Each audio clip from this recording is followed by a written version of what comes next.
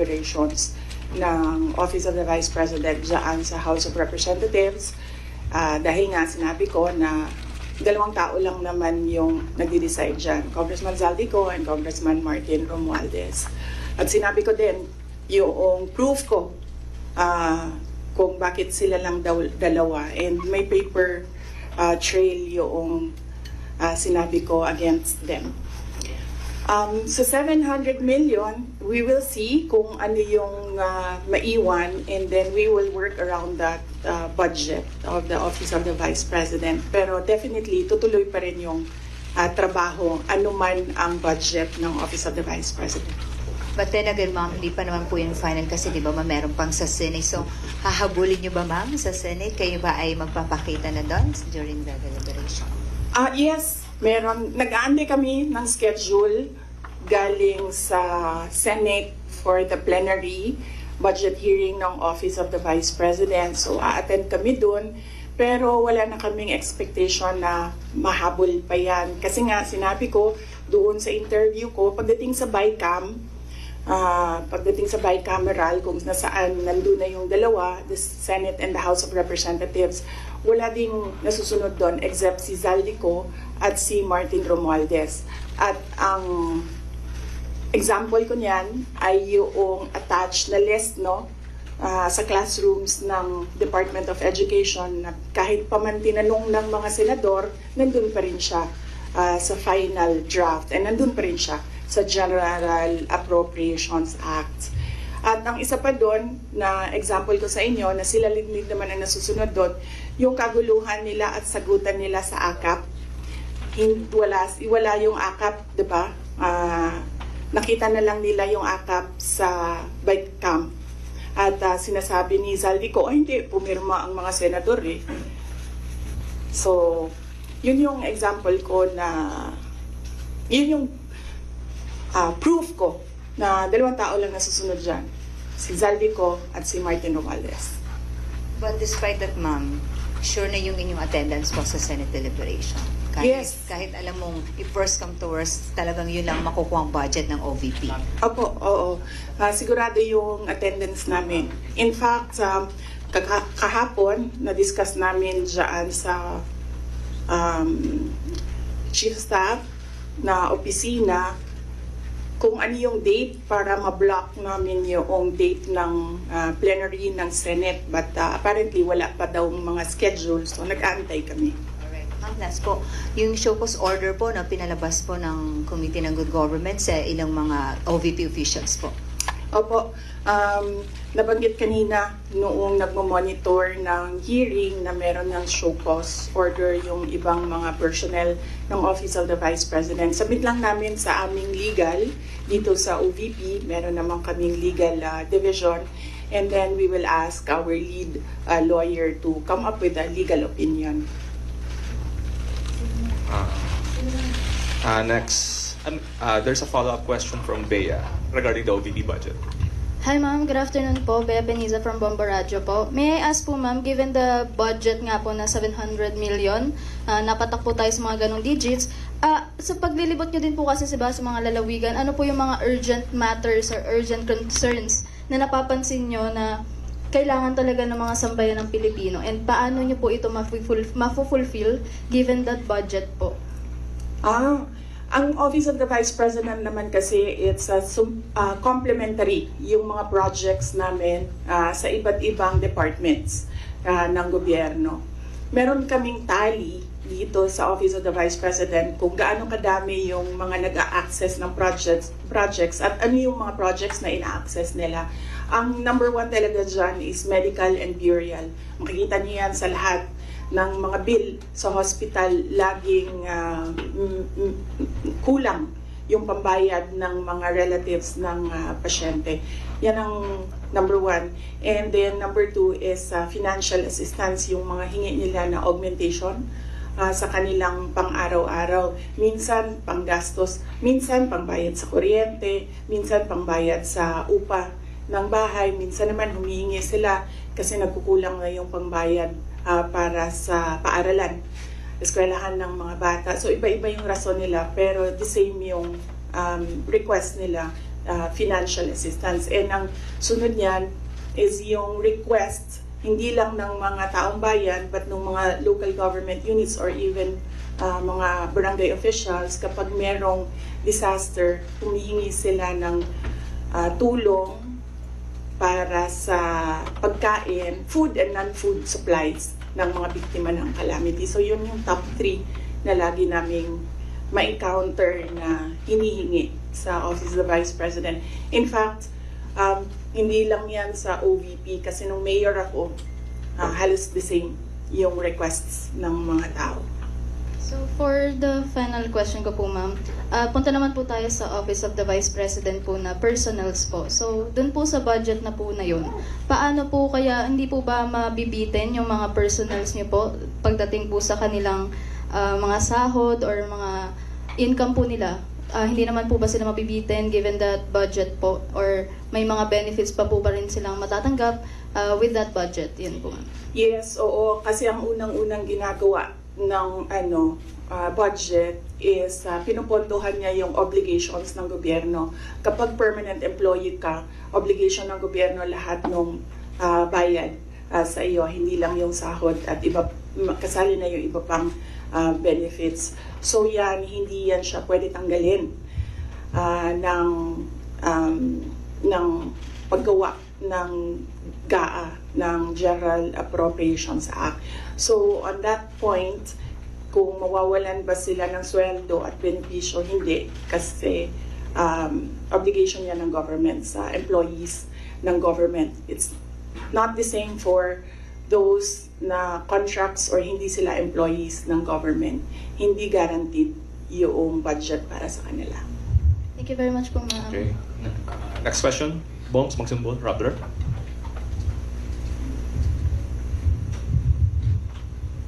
Good afternoon, VP. Yes.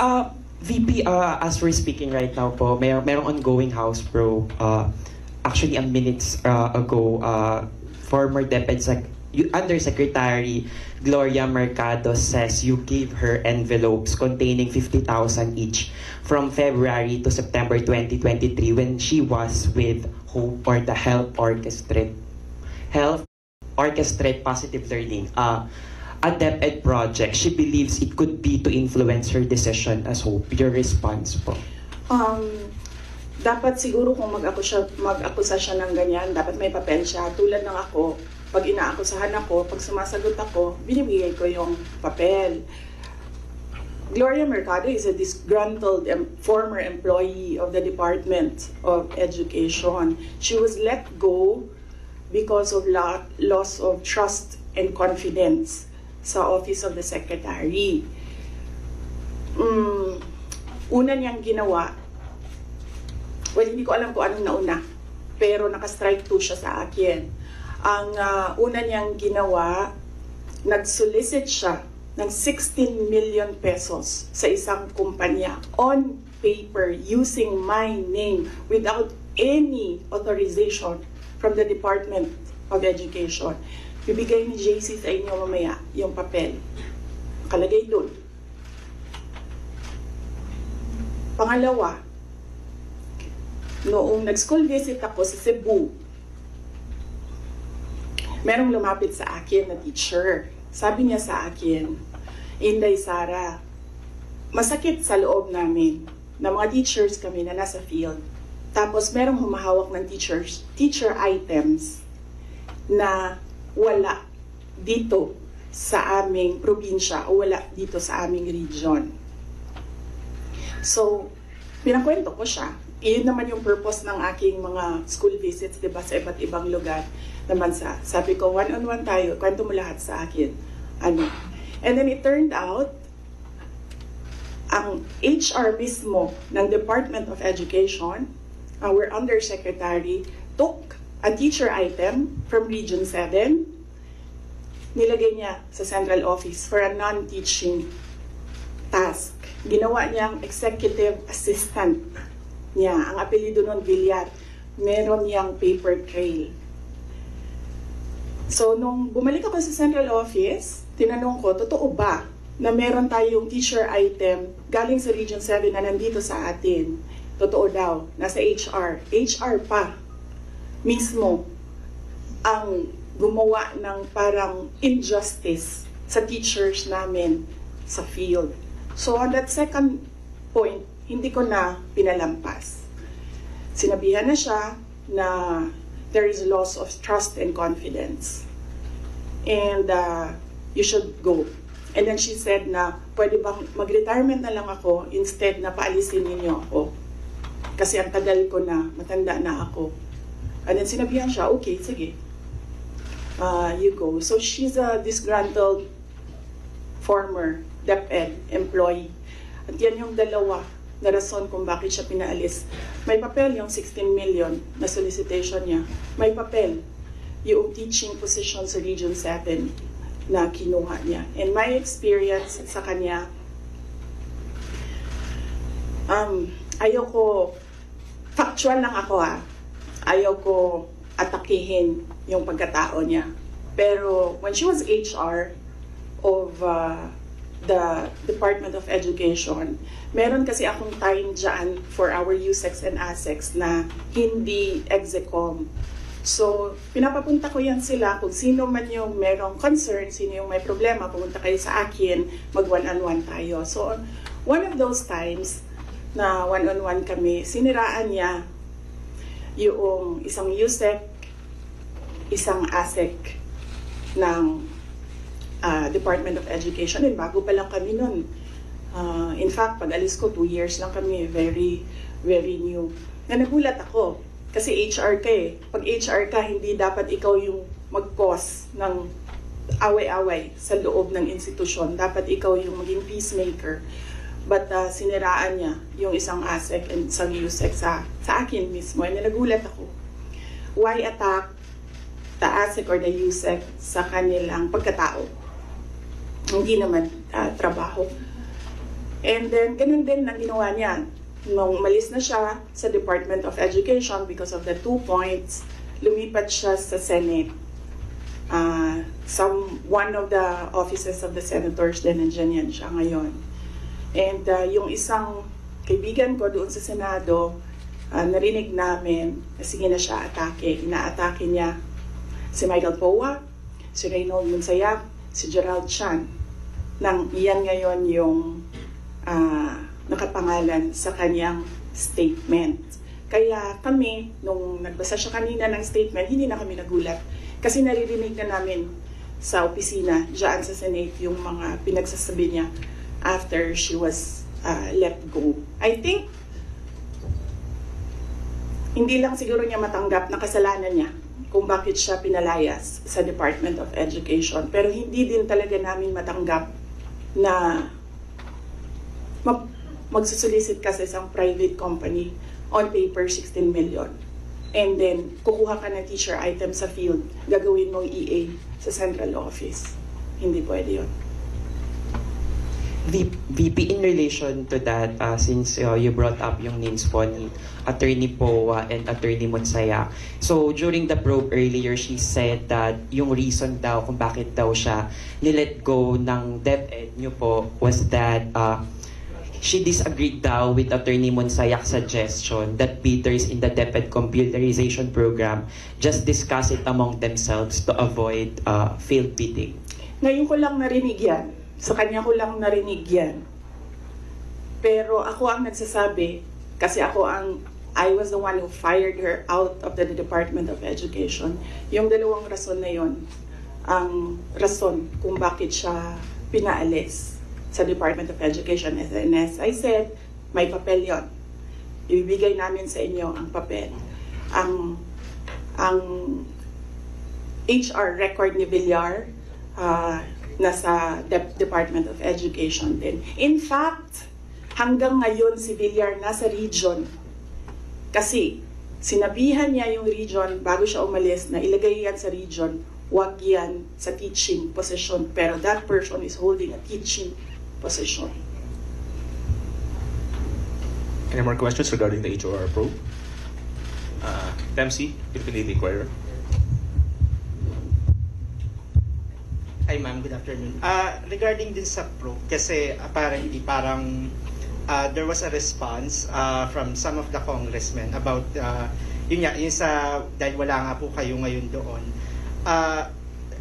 won't you ever attend the House Pro naman? Parang, is there a chance that you might still appear there or at least, kumbaga parang have any other responses, in responses na sinasabi nga nila na hindi raw po kayo umaattend doon sa mga ongoing na inquiry ngayon relating to the alleged anomalies during your time mo sa Metro? Opo. Nasabi na po namin doon sa opening statement ko kung ano yung sa tingin ko ginagawa ng House of Representatives. And lahat naman sa mga sinabi ko, meron kaming basihan.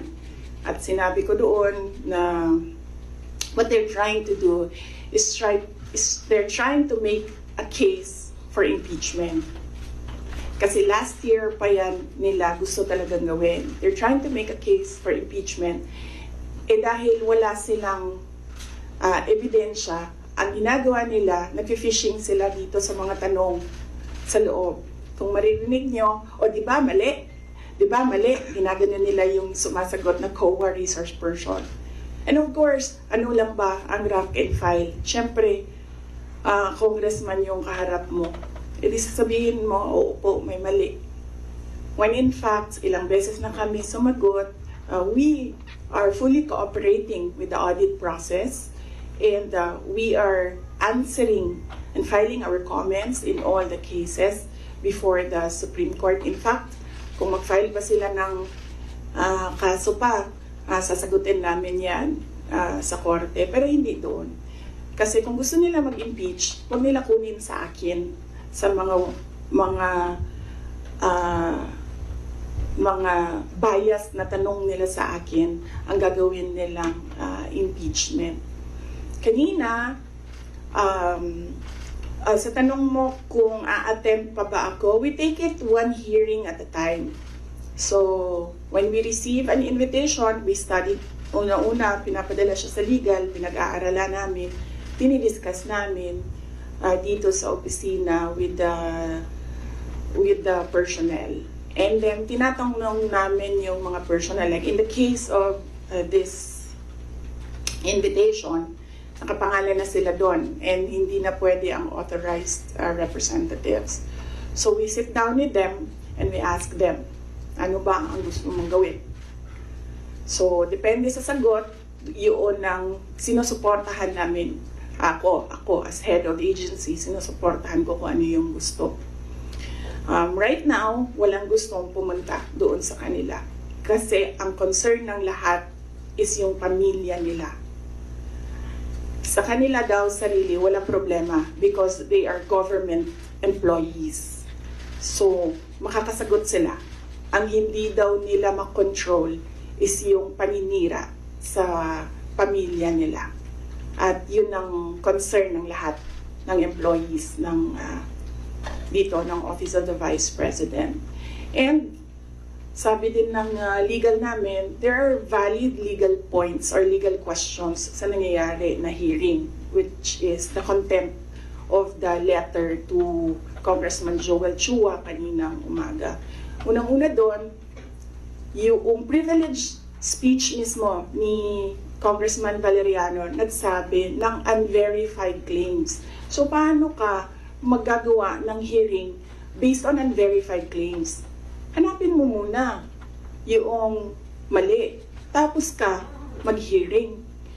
Hindi yung doon mo hanapin yung mali sa hearing. Pangalawa, ito yung punto ko nung last akong pumunta sa kanila. Nakalagay sa batas, nakalagay sa constitution natin. Inquiry in aid of legislation. Hindi siya gumamit ng investigation. Sabi niya doon, persons, the right of persons shall be respected.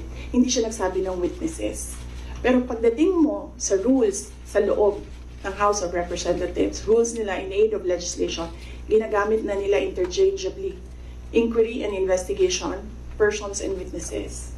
Mag-decide mo na sila, ano ba sila doon, korte o hindi? Hindi naman sila korte. Paano ko nasabi na gumagalaw sila na parang korte? Nilagay nila doon. the rules of court are supplementary to these rules. So, ibig sabihin, gumagamit na sila ng rules of court. Ang ginagawa nila doon na is an investigation that is akin to the judicial process na ginagawa ng NBI, na ginagawa ng DOJ, na ginagawa ng mga piskal. At ang isa pang punto namin doon sa sulat ay ano yung pangatlo? Kalimutan ko na. Pahingin tubig, sir.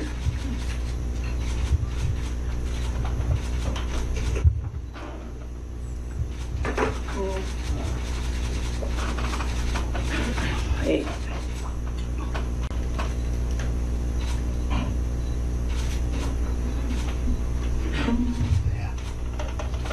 Napagod ako sa kakasulat nito kagabi. Ano oras ito? Pinadala ko. 12:35 a.m. Ito na. Thank you.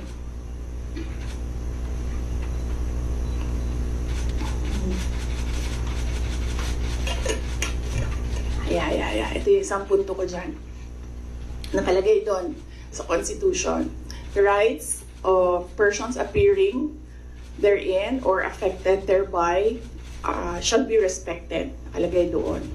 So, ibig sabihin, dahil in aid of legislation lang ito at hindi naman ito prosecution or investigation, ibig sabihin pwede humindi ang tao, di ba? Kasi, ayoko sumali sa pag-craft ng legislation nyo, bakit nyo ako pipilitin? Di maghanap kayo ng ibang resource person. Ang dami namang previous vice presidents dyan. Napakalapit ni former President Gloria Arroyo sa kanila. Yun ang tawagin nila, gawin nilang resource person kung meron talaga silang batas na ginagawa about sa Office of the Vice President. And then ang huli nun is sub judice.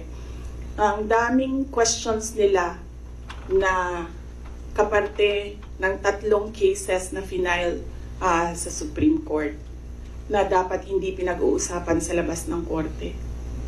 At yung huli, sinabi namin paulit-ulit, nandun kami sa loob ng Commission on Audit. Nag-participate kami.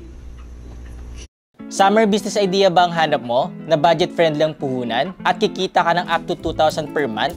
Sa audit process, kahit na yung audit na yan, dumating lang yan pagkatapos nila na mag-usap ng Makabayan Block at ni Speaker Romualdez na atakihin ang confidential funds. So masagot pa rin kami kahit alam namin kung ano ang motibo sa audit. So, yes. Anong tanong mo, sir? Kalimutan ko. Yun lang po. Yes, sir. Manila Times. Good afternoon po, Ma'am. Red Mendoza po from the Manila Times. Ma'am, si Congressman Jill Bongalon of the Ako Bicol Party List said na kung hindi naman daw po kayo interested sa trabahong ito, mag-resign na lang daw po kayo. Sabi din po ni Kong David Suarez, Deputy Speaker David Suarez, na most of the congressmen felt na the Vice President, kayo daw po, with all due respect, ma'am, sabi po, mag-resign na lang daw po kayo kasi parang hindi kayo interested sa trabaho, ma'am. Ano po ang inyong masasabi dito sa sinabi ng quote-unquote young guns of the Congress? Oo. Actually, kung mapapansin nyo, hindi ako nakikipag-usap sa kanila. Nakikipag-usap lang ako kay Zaldico at kay Martin Romualdez. Pero pagbibigyan kita, Ren? Yes po. Yes, pagbibigyan kita. Gusto nila mag-impeachment, diba? So apparently, pakiramdam ko at sa tingin ko sa mga nangyayari, wala silang kaso for impeachment. Kaya sila nandyan. Kaya sila sige hanap ng kung anong gagamitin nila. Ngayon, ang track ni Franz Castro, ni Trillanes, is impeachment. Gumawa sila ng isa pang track na resignation. Parang papalabas nila, impeach ka namin for wrongdoing, whatever. And then, itong isang grupo na ito, umalis ka dyan. Kasi kapag hindi ka umalis, kapit-tuko ka. Pero, hindi naman kasi ako sasagot sa young guns. Dahil, kailangan ko sumagot sa 32 million na bumoto sa akin. hindi sa isa or dalawa na tao. Kaya hindi ako aalis dito dahil nilagay ako ng mga tao dito believing that I will work for the country. And that is what we did. We worked. Follow-up lang po, ma'am. Kasi pakiramdam daw po nila, ma'am, meron daw po mga section ng 32 million ang nawalan na po ng tiwala sa inyo. And specifically po, from the Marcos loyalists who voted you po with the tandem of your ex-friend, President Bongbong Marcos. Ano pong inyong pakiramdam po, ma'am, na parang yung iba po sinasabi ay quote-unquote nabudol dahil sa inyong tandem, ma'am? Hindi ko nasasagutin yan. That needs a sit down. Next. Next question, Ms. Giselle. Alright. GMA News Online. Good afternoon, ma'am. Regarding your Calaguas trip po, ma'am, can you give any clarification regarding this? Kasi may mga nagsasabi daw po na during or before nung House plenary deliberations, nag-beach trip daw po kayo. Doon ako sa Calaguas. Isasagot ko nga sana yun doon sa isang question, no? I visited island barangays, and kung tatanungin niyo ako, ano yung problema? Unang-una, ganun pa rin, access to medical care. Dahil island barangays sila, usually pag nagkakasakit daw yung mga tao doon, hindi na nagpapagamot. Doon na lang din sila namamatay. Then pangalawa, internet access. Kuryente, wala silang kuryente doon. Generator ang gamit nila. Pag walang capacity para gumasto sa gasolina, wala talagang kuryente doon sa gabi. At pangatlo, yung malinis na potable water. Kasi kumukuha lang sila doon sa tinignan namin. Kumukuha lang sila doon sa parang tubod gani. Spring. Spring. So, yes. I think, nabasa ko naman yung report ng Philippine National Police. Accurate naman, tama yun lahat. Ang report nila. 6:32, was it, na umalis ako doon sa Calaguas. Nang Monday po, ma'am. Ng Monday, yes. 6:32 ng Monday, umalis ako doon. Ang budget hearing started 10 a.m. So, tama din ako. Walang budget hearing na nangyayari at 6:32 a.m. Walang congressman magigising ng 6:32 a.m. para magtrabaho. Ang gumagawa lang ng ganyan ang mga executives na hindi natutulog para magtrabaho. So, by the time na nag-hearing sila sa budget, 10 a.m., nandun na kami sa Vinson's poblasyon. Umiikot na kami doon sa iba't iba nilang landmarks sa Vinson's. I'm happy na dahil sa aking pagbisita doon ay na-highlight ang Calaguas Islands. They need more visitors there kasi karamihan sa kanila they depend on tourism na nangyayari lang kapag summer kasi medyo malayo yung boat ride tsaka choppy yung balot nila. Unsay taga Maalot. Yes. Next question, Mr. Jason Rubico, SMNI. Other topic? Baka may question pa sila tawag sa Any other follow-up questions? Sa Bicol, tapusin muna natin yung Bicol.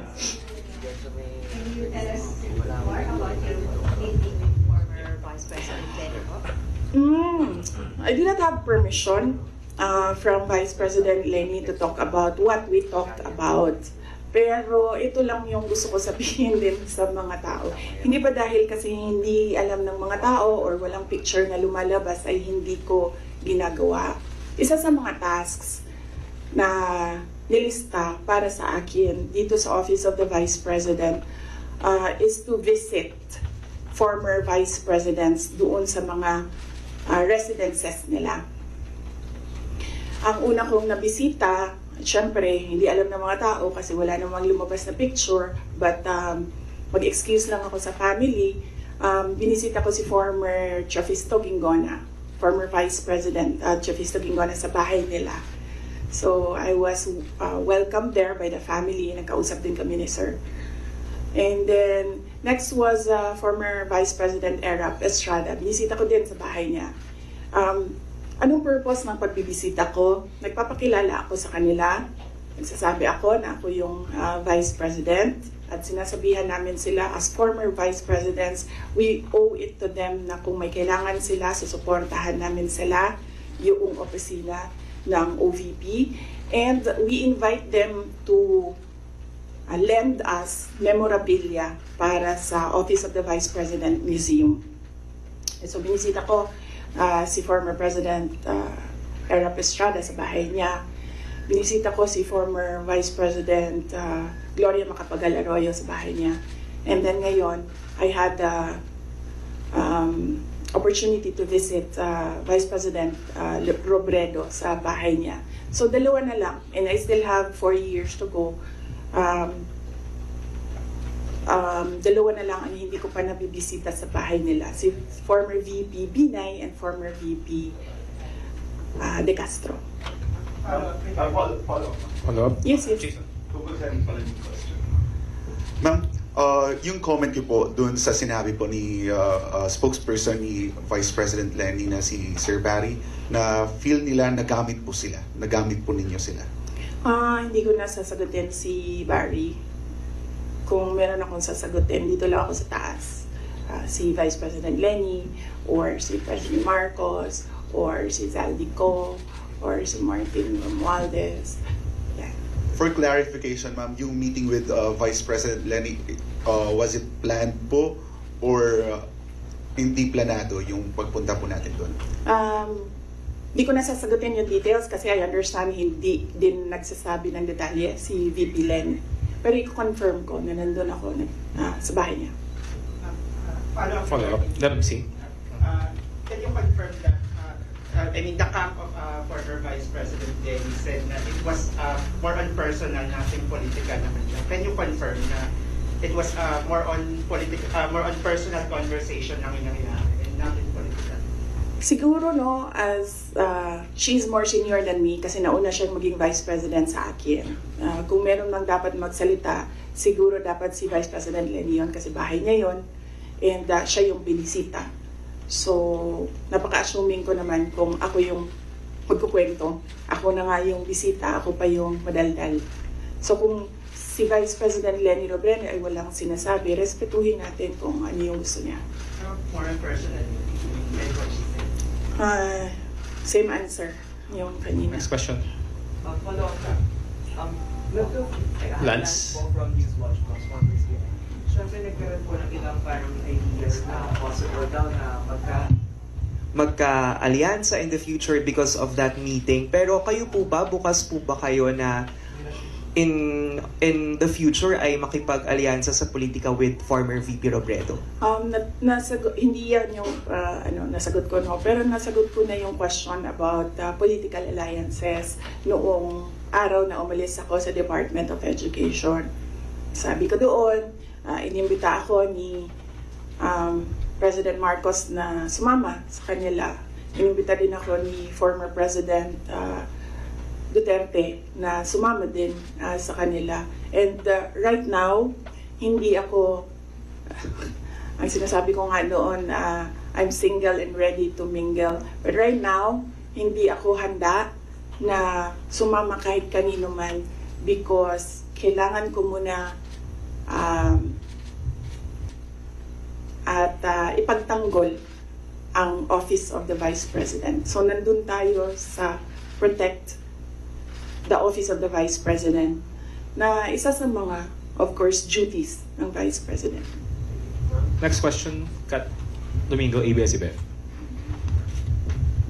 Ma'am, still on this topic, mayroon pong ibang mga political analysts who are saying that who are accusing you of using your visit to Naga as a diversionary tactic, allegedly, doon sa mga intrigues sa inyo sa House of Representatives, particularly the budget hearing. Your defense to this, ma'am? Unang-una, ang diversionary tactic, walk the dog nga sinabi ko noon na ginagawa is yung pag-atake sa akin. Nakita nyo, wala na tayong pinag-uusapan patungkol sa bansa, kundi si Sara Duterte. At hindi na natin napapag-usapan ang kahirapan, ang kagutuman, ang kawalan ng internet, walang internet connectivity sa iba't ibang lugar, kuryente na mahal, kuryente na hindi reliable ang supply. Ang daming problema ng bansang ito. Pero hindi na pag-usapan dahil pinapag-usapan natin si Inday Sara Duterte. Pero wala namang problema sa akin yon. Kaya ko naman sagutin yan lahat kasi alam ko naman wala akong ginawang mali. So kahit ano pang itapon nila, sasagot ko yan.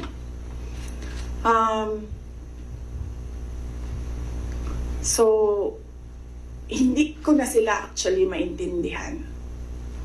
Pumupunta ako doon sa kanila, nagagalit sila. Pag pumupunta ako sa ibang lugar para kausapin ng mga tao, nagagalit sila. Yan yung sinabi ko kagabi doon sa bahay namin. Hindi ko na maintindihan. Galit sila sa lahat ng ginagawa ko. Kausapin ko yung multisectoral groups, gagalit sila, diversionary tactic. Hindi ko naman inimbento yung fiesta ng Peña Francia doon. Talaga namang totoong merong centennial coronation mass ng Our Lady of Peña Francia. At inimbita ako doon. Sinabi ng kaibigan ko, gusto niyo bang, because this is a milestone, it is historical, gusto mo bang sumali sa misa para alam mo kung anong ginagawa ng mga locals at paano, ano yung klase yung devotion ng mga tao sa ina. So sabi ko, oo. And then, syempre, may kaibigan naman ako sa Naga. May mga kaibigan ako sa Naga. So binisita ko sila. Kasama nung aking pagpunta doon. And syempre, nandoon na kami. Malapit na ang daet.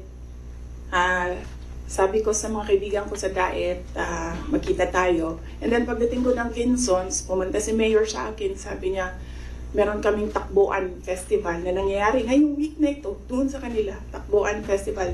Apparently, ito yung festival ng birthday ni Wenceslao Vinsons. So, masaya ako na nagkadugtong-dugtong yung mga schedule na kung saan meron akong mga natutunan at meron akong mga nakausap na mga tao. Ang hindi ko lang nagawa doon, hinabol ko, inattempt ko habulin yung OVP Satellite Office sa Legazpi. Kasi meron kaming mga concerns na gusto ko kausapin sila doon. Pero pagdating ko kasi sa Legazpi, 5:30, nagsarado na yung opisina. Ayoko rin naman mag-antay yung mga tao. So, hindi ko naabutan yon. Yun ang hindi ko nagawa sa itinerary ko doon sa Bicol region.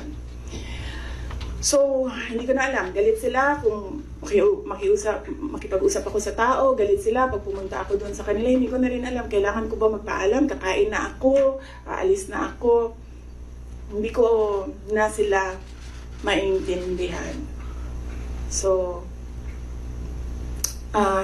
kailangan ko rin siguro magpaalam sa kanila kasi pupunta akong Cordillera sa susunod na mga araw para lang malaman na nila. Pupunta po ako sa Cordillera kasi merong isang senior citizen na babae doon na naghahanap sa akin. Gusto daw niya ako kausapin. So, magpapaalam po sa inyong lahat. Follow other topic? Wala ko Bicol Red. Confirm lang po ma'am kasi may isang online news website, Politico. Paki-confirm lang po to if it's true or not. Si Rex Anthony Villegas daw po yung sinasabi po ba ninyong kaibigan?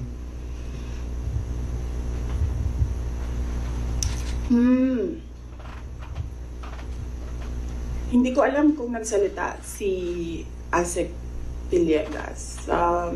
Hindi ko, sorry, I have no information right now kung ano yung sinabi ni Asek Villegas. Siya daw po yung parang, siya po yung na-identify na Bicolano friend na nag-broker sa meet ninyo with former Vice President Lenny Robredo. Oo. Siguro ang tamang ano dyan is tanungin diretso si Asek Rex Villegas.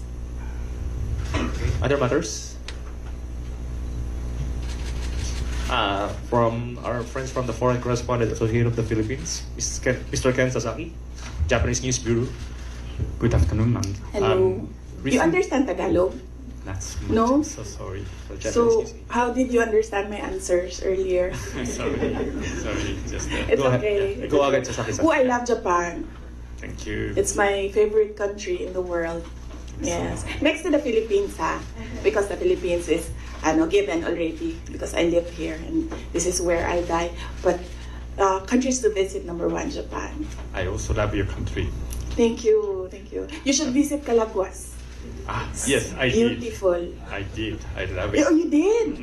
You've been there? Yes. Oh, so beautiful. Yes. I've never seen any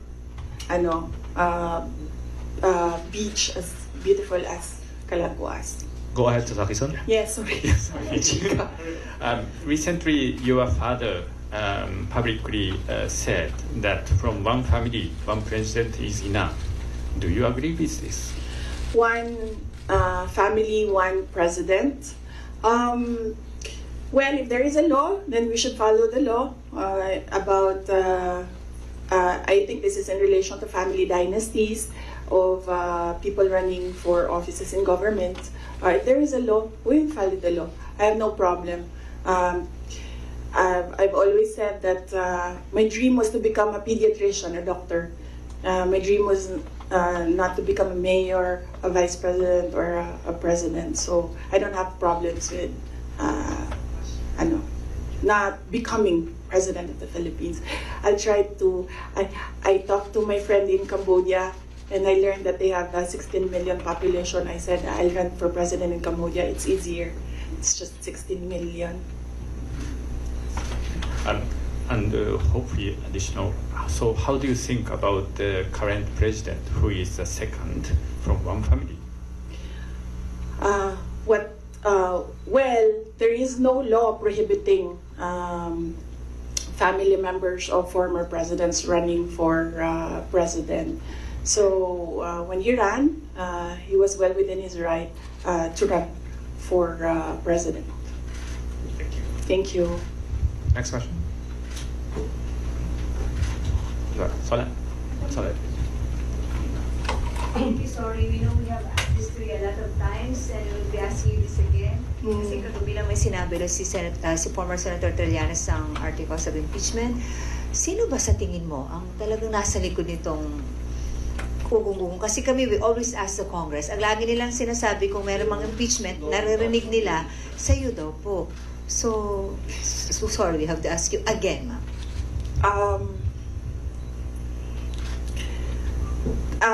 Kinote ko naman na si Representative Castro, di ba? Sa kanya nagsimula yan. I-quote ko ulit para meron akong mga notes ng quotes dito eh.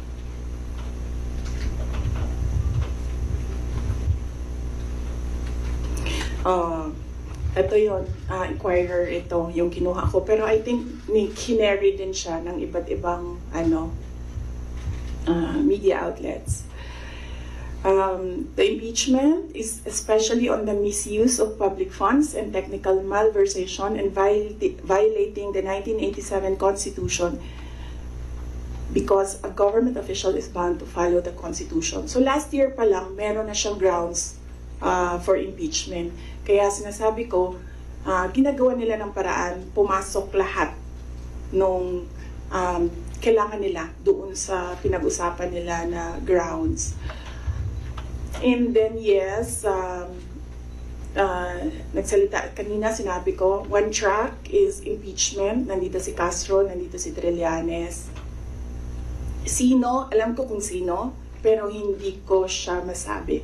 At the proper time, siguro, pag lumabas na yung story about sa kanya, sasabihin ko yung lahat ng alam ko Pero hindi pa kasi lumalabas dito sa hearing yung pangalan niya eh. So, pag merong nagsalita dyan about sa kanya, sasagutin ko, sasabihin ko kung sino.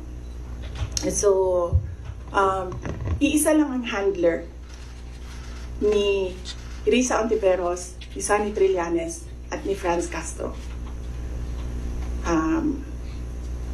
Although si Franz, parang I think she's serving two masters. Hindi siya direct doon sa isa. Dito lang siya sa isa. Isa lang ang handler nilang tatlo. Kasi ang dami nyo ng materials.